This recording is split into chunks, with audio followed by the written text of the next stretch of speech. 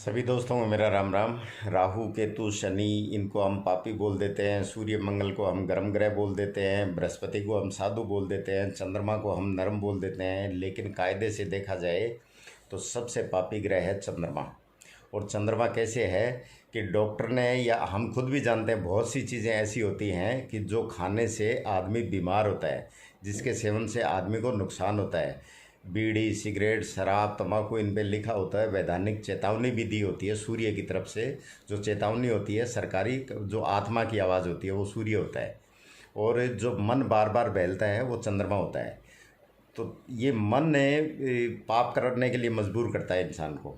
ये जो बलात्कार, ये चोरी डकैती ये हो रहे हैं, ये मन के वशीभूत होके तो हो रहे हैं।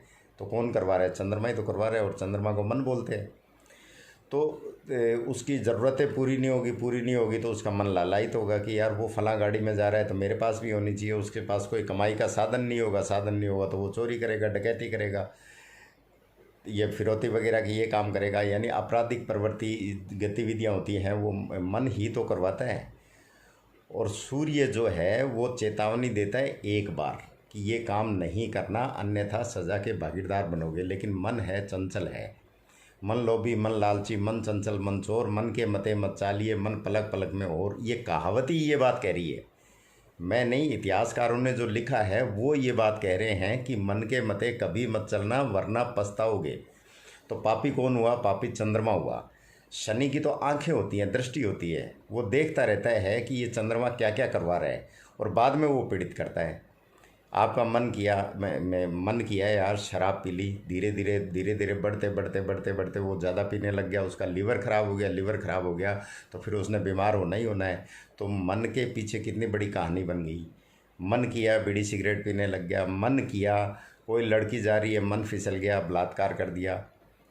तो जुर्म तो हो गया, करवाया किसने? चंद्रमा ने करवाया।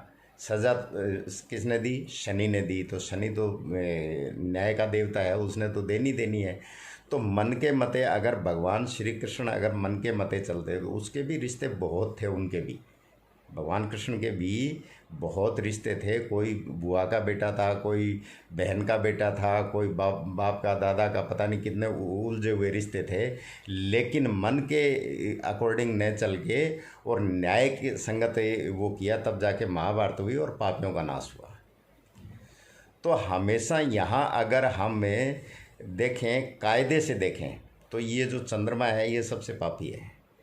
और विल पावर, जिसका चंद्रमा कमज़ोर होता है उसकी विल पावर कमज़ोर होती है, इच्छा शक्ति हम जिसे बोलते हैं। और इच्छा शक्ति जिसकी मजबूत होती है, पहले जो साधु सन्यासी जो ऋषि मुनि हुआ करते थे वो जंगलों में तपस्या किया करते थे। तो वो क्या करते थे? वो अपने मन को कंट्रोल करते थे। और जब मन कंट्रोल हो जाता है तो क्या होता है? इंद्रियों पे काबू पाना सीख लेता है इंसान। और इंद्रियों पे जब काबू पा लेता है तो फिर उसको कोई भी तकलीफ़ नहीं सता सकती। आपने किसी से मन लगा लिया, बहुत से ऐसे लोग होते हैं कि इसके बिना मैं रह नहीं सकता या इसके बिना मैं रह नहीं सकती। और बाद में जब दूरियां बनती है या किसी कारणवश एक दूसरे से बिछड़ते हैं तो वो व्यतीत होते हैं, तो वो कारण कौन बनता है? वो चंद्रमा ही तो बनता है। तो ये पाप करवाया किसने? ये भी एक तरह से पाप हो गया, व्यथित होना, अंदर से आत्मा को दुख देना। आत्मा कौन है? सूर्य है, उसको हम दुखी कर रहे हैं, जबकि उसने एक बार कहा था कि ये नहीं करना। लेकिन हम चले मन के अकॉर्डिंग। और चंद्रमा के 27 पत्नी यानी 27 नक्षत्र होते हुए भी न ये चंद्रमा बृहस्पति की पत्नी से नाजायज़ संबंध बनाता और न ही ये बुध पैदा होता। और जैसे ही ये बुध पैदा हुआ तो इसने अपने खेल दिखाने शुरू कर दिए, क्योंकि इसका तो काम ही यही है। और इसकी कोई गलती नहीं है इसमें भी चंद्रमा की गलती है। क्यों? क्योंकि चंद्रमा ने ही इसको पैदा किया था। तो सारा द्वेष जो फैलाता है वो चंद्रमा ही फैलाता है। तो कायदे से इसलिए कहते हैं कि मन को हमेशा कंट्रोल रखना चाहिए। दिल है कि मानता नहीं, तो ये फिल्मों के नाम भी तो आते हैं, दिल है कि मानता नहीं, और दिल ना होता बेचारा तो न रूठता न जानता न मानता। वो जो भी है गाना, मतलब है इसी पे बना हुआ है। तो चंद्रमा के पीछे कभी नहीं चलना चाहिए। चंद्रमा को अब यहाँ कहेंगे कि चंद्रमा को माता भी कहा गया है, तो ये कलाओं का मालिक है। कलाओं का, ये 16 कलाओं का मालिक है। तो इसमें हर तरह की कला है, इसके बाप बनने की भी कला है। इसके स्वभाव को देखते हुए माता का स्वरूप माना गया है इसको, क्योंकि ये नरम दिल है। नरम दिल होने की वजह से माता होती है, वो बच्चा कितनी ही गलतियां करे लेकिन माता उसको कम से कम डांटना पसंद करती है, मारना पसंद करती है, तो वो वशीभूत हो जाती है। इसलिए इसको माता, वो भी मन के वशीभूत है। उसको पता है कि मेरा बच्चा गलत काम कर रहा है, लेकिन फिर भी वो मन के वशीभूत होके वो कुछ कह नहीं पाती, इसलिए उसको माता का दर्जा दिया गया है चंद्रमा को। जितने भी सॉफ्ट नेचर वाले जो भावुक इंसान होते हैं, ये व्यथित रहते हैं, तो ये मन की वजह से रहते हैं। इनका मन मानता नहीं है, कोई कितना इनके लिए कुछ बुरा करता रहे, ये फिर उसी में जाके घुस जाते हैं और फिर गालियाँ खा के आ जाते हैं, तो फिर दुखी होते हैं। तो ये कौन कर रहा है? ये चंद्रमा ही तो कर रहा है। तो कुल मिला के अगर हम रिजल्ट देखें तो चंद्रमा सबसे पापी ग्रह निकल के आता है। अब ग्रंथों में इसको कहीं सौम्य कहीं पापी, तो मेरा तो ये मानना है कि कोई ग्रह अच्छा नहीं होता, कोई बुरा नहीं होता। काल और परिस्थिति के अनुसार सभी ग्रह अच्छे होते हैं। अन्यथा शनि जिनका तुला का बैठा है या शनि अच्छा है, शनि बहुत ऐसे लोग हैं जिनको बहुत फ़ायदा देता है, किसी को नीलम सूट करती है, किसी को माणिक करता है। तो ये चीज़ें ये बताती हैं कि अब शनि तो पापी ग्रह है, फिर भी बहुत माला माल कर देता है, और बृहस्पति सौम्य ग्रह है, फिर भी कंगाल कर देता है। तो ये काल परिस्थिति के अनुसार से हर ग्रह अच्छा है, हर ग्रह बुरा है। हाँ, चंद्रमा के लिए मैं ये ज़रूर कहूँगा कि अगर हम सोचें विचारें तो चंद्रमा जो है वो पाप का कारण बनता है बाद में, चाहे कुछ भी हो। और लाल किताब तो कहती भी है कि चंद्रमा जब पीड़ित होता है, यानी मन जब व्यथित होता है, तो सूर्य खराब हो जाता है। सूर्य खराब होने का मतलब आत्मा मलिन हो जाएगी। मन खराब हुआ तभी तो वो मलिन हुई। और बृहस्पति भी खराब हो जाता है। जब मन आदमी के वश में नहीं है तो उसका विवेक भी उस काम नहीं करता है। वो उल्टा सीधा खा के बीमार भी हो सकता है, उल्टे सीधे कर्म करके वो जेल भी जा सकता है। और मंगल भी खराब हो जाता है, यानी उसका पराक्रम कमज़ोर हो जाता है, प्लस लड़ाई झगड़े करवा के चोट फेंट भी हो जाती है। और जब ये तीनों खराब हो जाते हैं तो कहते हैं कि केतु खराब हो जाता है। तो केतु खराब होने का मतलब है कि उसमें संस्कार ही नहीं है, उसका चाल चलन ही नहीं है। चलन का मतलब क्या है, चाल का मतलब क्या है? केतु ही तो होता है। जो हम चलते हैं पैरों पे, वो केतु ही तो है। तो चाल चलन भी खराब हो गया।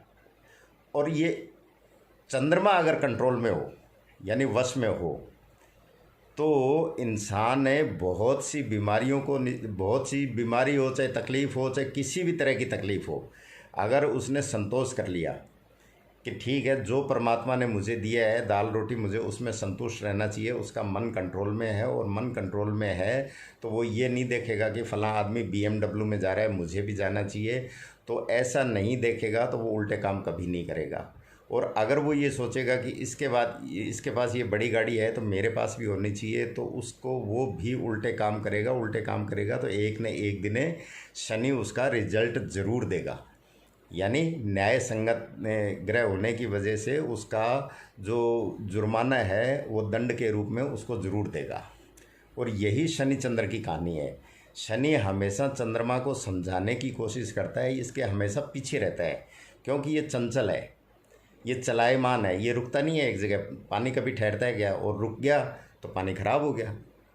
तो ये ठहरता नहीं है, ये चंचल है। इसलिए शनि सबसे ज़्यादा अगर पीड़ा किसी को देता है तो वो चंद्रमा को देता है। चंद्रमा को इसलिए देता है कि ये चंद्रमा कुछ न कुछ इससे गलत करवाएगा और मुझे फिर दंड देना है। अन्य ग्रहों के पीछे इतना ज़्यादा नहीं रहता शनि, लेकिन चंद्रमा के पीछे बहुत ज़्यादा रहता है। क्यों? क्योंकि चंद्रमा कुछ न कुछ गलती करे और शनि उसको काबिज करे। बर्फ़ जमती है, फ्रिज में जमाए, चाहे पहाड़ों में देखें, पहाड़ भी शनि है, बर्फ़ भी शनि चंद्र का मेल है। तो जहाँ चंद्रमा होगा वहाँ शनि मिलेगा ही मिलेगा। तो शनि ही वो ग्रह है जो चंद्रमा के द्वारा हमें ठंडक दिलाता है। चंद्रमा अकेला नहीं देता, क्योंकि चंद्रमा की जो रोशनी आती है, जो प्रकाश लेता है चंद्रमा, वो तो सूर्य से लेता है। सूर्य में तो गर्मी है, उसको ठंडा करता है वो शनि करता है। और शनि ही हमें छाया देता है। सूर्य तपाता है तो शनि हमें छाया देता है। और शनि ही है जो अपनी माता के लिए अपने पिता सूर्य से न्याय के लिए लड़ा था। तो चंद्रमा से ज़्यादा शनि को ज़्यादा अच्छा मानना चाहिए। अगर हम राहु केतु और शनि इनको पापी बताएं और चंद्रमा को बिल्कुल सौम्य ग्रह बताएं तो ऐसा भाई मेरे मानने में तो नहीं है। बाकी आप अंदाज़ा लगा सकते हो। क्यों? क्योंकि करवाता तो मन ही है हमारा।